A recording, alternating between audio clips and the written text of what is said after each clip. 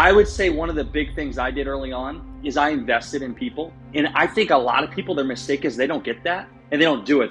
They're too good to pay for somebody, pay for their coaching, pay for their mastermind, pay for their mentorship, buy their books, invest in a dinner with them. And that I found to be the biggest thing to get people's attention, because when you become a person of influence and you've achieved something, everybody wants something from you.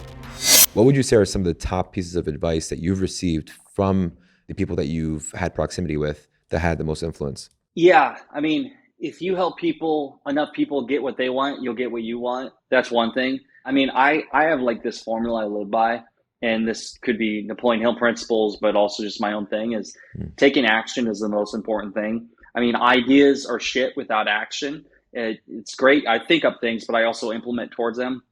Relationships is key. Who you surround yourself with, who you're in business with, even your significant other, they will make you or they will break you. The next one is adding value, being a person of value and constantly thinking of ways to over deliver to your audience, but also the people that give you money. Investing is a big one for me. Investing, whether you're investing in companies or you're investing in yourself, your knowledge, your wisdom, your relationships, again, your brand, video content. And then the last one is I live by the never give up theme, because it really is. If you have faith, persistence, and you never give up, then you're going to achieve something. And it might not be exactly how you imagine it, but you're going to find a way. It's going to happen in the way it should. So literally, anytime you ask him something and you're like, hey, what do you think of this? He will answer with a story from a past experience. And that story makes you like really understand it.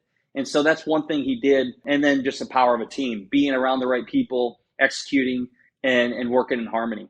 A lot of what you have said today is about proximity, and your network is your net worth, and it's about who you talked about a lot of collaborations you've had and a lot of people you've had proximity to. For anybody out there who's watching this that's sort of struggling to level up or to sort of change the people that they surround themselves with, right? A lot of times our friends are holding us back, and we don't even know it. And sometimes I was reading something by Ryan Pineda this morning. He was talking about, hey, it would be really cool if all of our friends could rise up at the same time and we all do this together, but it's just not going to happen. What are some ways that people can sort of level up, collaborate with some people who are doing things at a higher level, or just get proximity to some bigger people? A few things, and this is probably the hardest thing that most people don't do, is they care too much about what people think, is look around who's in your circle, and you might have to cut some of those people out.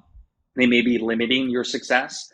And also where you live. Are you living in where the opportunity is? So I moved to St. Petersburg, Florida 18 months ago to be right down the street from Kevin Harrington, to do more business with them. So that helped grow my business. I took a leap. But I moved to Orlando, Florida years ago because the guy that taught me TV production and shows lived there.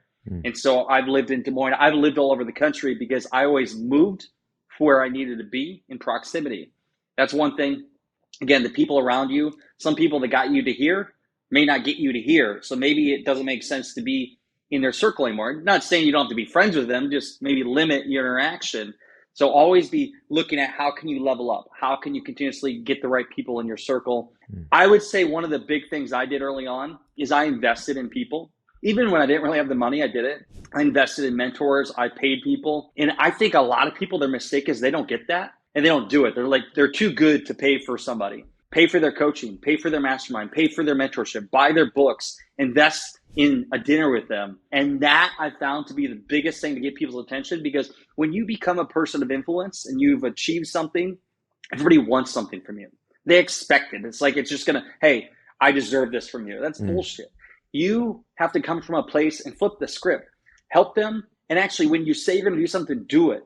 And that was initially how I got Kevin Harrington's his attention. Is I had hired somebody that did a deal with him on Shark Tank. I paid him a bunch of money to be my mentor.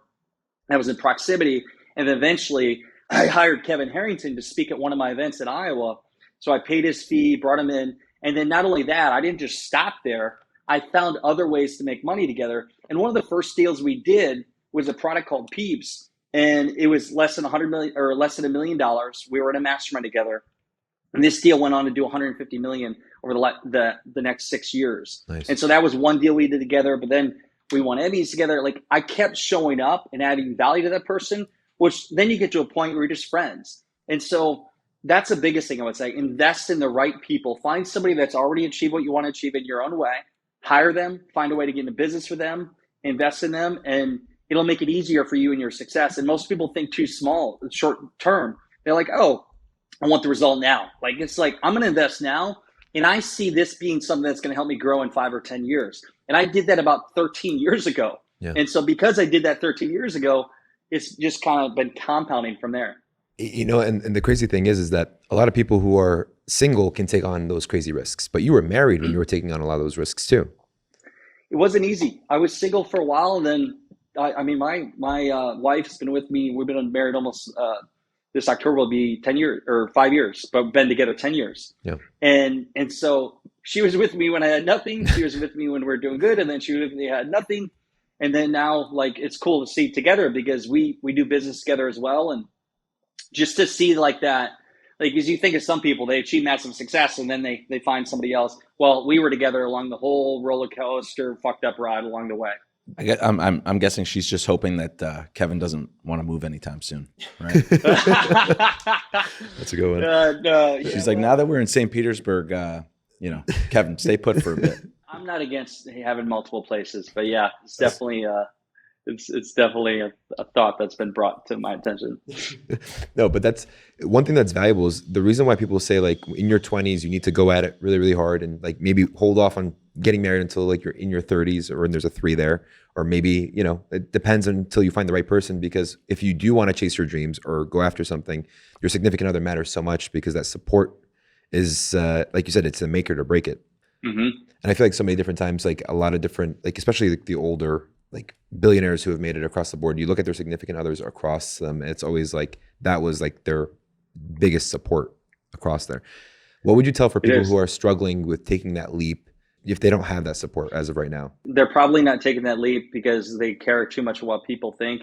It could be their significant other, it could be their mom or dad or friends or whoever else on social media.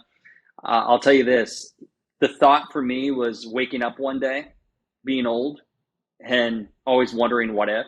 And so I kind of live by that, and I never want to wake up and have regret. And so I've always lived on that. And so I would say somebody watching right now, what if you don't do it? I mean, what if you do it and it doesn't work? That's fine. At least you say you did it, you tried. But what if you don't? And then you keep getting older, time goes by, and then you're going to have regret. And that's something I never wanted to have. David Goggins was actually asked in an event I think it was a year ago. It's actually at the Tom Ferry event. They asked him, how do you handle situations when you don't want to do something, or it's like it's all against you? And he just says, well, I ask myself, well, what if I actually did do it? What if I actually did wake up and push myself to do that? Yeah. And he'll just push through. And he was like, that's the only thing that gets it through. And that reminded me of it. Right. He's in my head. I swear. I listened to his stuff there's some motivational stuff on Spotify. And I swear that guy, like, it pushes me, because I think, what would he say? He would say, stop being a pansy, get up and do it. Yeah. And so, like, I love his stuff, because he's insane, man. Like, he's the whole next level of fitness for himself. And I look at that in all areas of life.